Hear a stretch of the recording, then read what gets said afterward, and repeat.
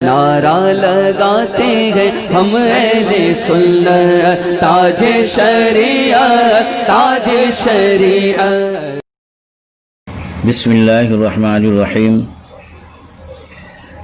الحمد للہ وکفیٰ وسلام علی عبادہ الذین اصطفیٰ، والصلاة والسلام علی سید الانبیاء محمد المصطفیٰ۔ مشکوٰۃ شریف کے مقاصد کو شروع کرنے سے پہلے مشکوٰۃ اور صاحب مشکوٰۃ کا مختصر تعارف پیش کیا جاتا ہے تاکہ مصنف کی اہمیت سے کتاب کی اہمیت سمجھ میں آئے۔ صاحب مشکوٰۃ کا نام محمد یا محمود ہے، کنیت ابو عبداللہ، لقب ولی الدین اور والد کا نام عبداللہ ہے۔ نسباً آپ عمری ہیں اور خطیب تبریزی سے مشہور ہیں۔ اپنے وقت کے محدث، علام اور فصاحت و بلاغت کے امام تھے۔ حدیث شریف میں آپ کا امتیازی پایہ مشکوٰۃ شریف سے ہی ظاہر ہے۔ تصانیف میں آپ کی تصانیف میں سب سے زیادہ مشہور صحاح ستہ کا ضخیم مجموعہ مشکوٰۃ المصابیح ہے، جس میں صحاح کے سوا دوسری کتابوں کی حدیثیں بھی آپ نے جمع فرمائیں۔ یہ نہایت مقبول و متداول کتاب ہے۔ ہندوستان میں تو ایک مدت تک صرف مشکوٰۃ اور مشارق الانوار ہی درس حدیث کا معراج کمال رہی، اور اب بھی جبکہ صحاح ستہ تکمیل فن حدیث کے لیے ضروری قرار پا چکی، مشکوٰۃ بھی دورہ حدیث سے پہلے لازمی ہے۔ بلکہ ایک زمانہ تو وہ تھا کہ مشکوٰۃ شریف کو لوگ زبانی یاد کرتے اور پوری مشکوٰۃ کو متناً و سنداً یاد کر کے اپنے سینے میں جگہ دیتے۔ تذکرہ علماء ہند میں بابا داؤدی کے ذکر میں لکھا ہوا ہے کہ فقہ، حدیث، تفسیر اور حکمت و معانی میں بابا داؤدی کمال رکھتے تھے اور مشکوٰۃ کے شریف کے متناً و سنداً حافظ تھے۔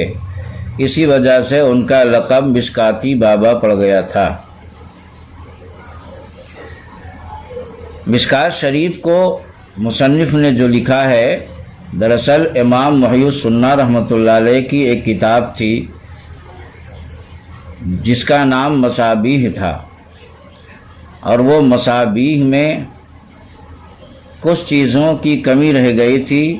انہی کمی کا ازالہ کرنے کے لیے صاحب مشکوٰۃ نے مشکوٰۃ شریف کو لکھا، اور طرز تالیف آپ کا یہ تھا کہ مصابیح میں صرف احادیث مذکور تھیں، راوی کا نام، مخرج حدیث، صحت و ضعف اور حسن وغیرہ کا تذکرہ نہ تھا۔ صاحب مشکوٰۃ نے جملہ امور بیان کیے اور یہ بھی بتا دیا کہ وہ حدیث کس کتاب کی ہے۔ چنانچہ 13 صحاح حدیث کا خصوصی ذکر ہے۔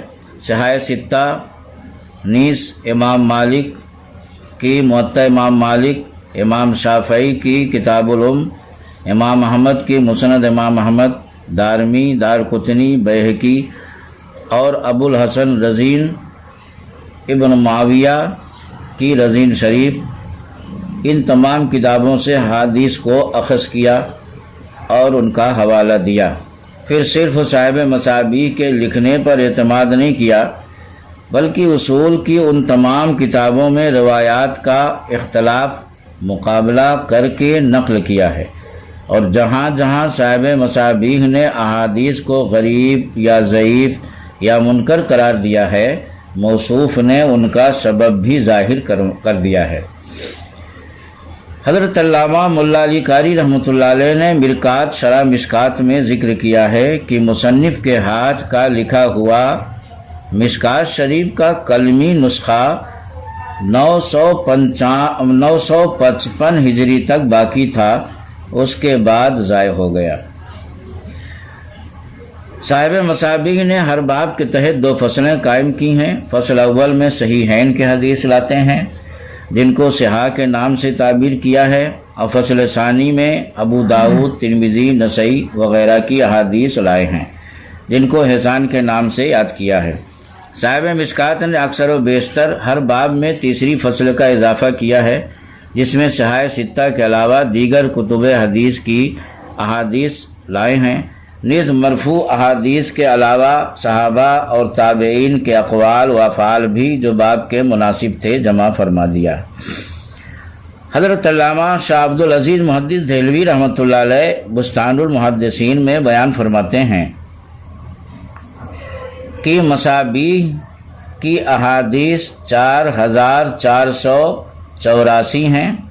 ابن ملک نے بھی یہی تعداد بیان کی ہے۔ اس پر صاحب مشکات نے 1511 کا اضافہ کیا ہے۔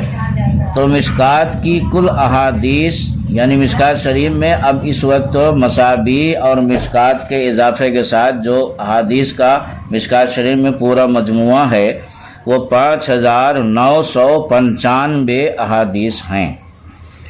تو یہ مشکات شریف کے تعلق سے میں نے آپ حضرات کے سامنے کچھ بیان کیا۔ صاحب مشکات کا سال وفات یعنی آپ کا انتقال کس سن میں ہوا، تحقیق کے باوجود کئی کتابیں دیکھی گئیں مگر کہیں پر صاحب مشکات کا سال وفات نہیں ملا، اور البتہ یہ یقین ہے کہ 737 ہجری کے بعد وفات ہوئی ہے، اس لیے کہ بروز جمعہ ماہ رمضان 737 میں تو اس تالیف سے آپ نے فراغت پائی ہے، جیسا کہ صاحب مشکات نے آخر کتاب میں تصریح کی ہے۔ تو ظاہر سی بات ہے کہ جب 737 ہجری ہی میں مشکات سے فراغت پائی ہے تو یہ طے ہے کہ 737 ہجری تک آپ باحیات تھے، اس کے بعد ہی آپ کا وصال ہوا۔ بعض حضرات نے اندازہ لگا کر سال وفات 748 ہجری ذکر کیا ہے، اور صاحب تاریخ حدیث نے 740 مانا ہے۔